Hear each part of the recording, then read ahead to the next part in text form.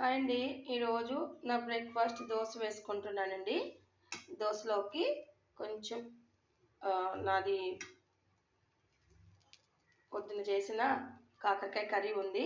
అది వేస్ట్ చేయకూడదని దాన్ని వేసుకొని తినేస్తున్నాను. ఎలాంటి చట్నీ చేయడం లేదు. మనం మిడిల్ క్లాస్ వాళ్ళం కాదండి. ఏదైనా అడ్జస్ట్ చేసుకొని తినేయాలి. అదే ఫ్యామిలీ అన్నమాట.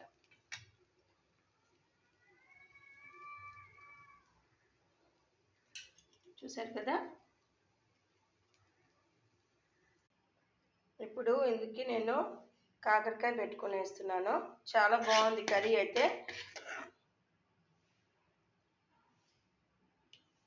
ఉన్న దాంట్లోనే సర్దుకుపోవాలి కదా, కాబట్టి ఏది వేస్ట్ చేయకుండా ఇలాగా చక్కగా నేను దోశలోకి వేసుకొని తినేస్తున్నాను.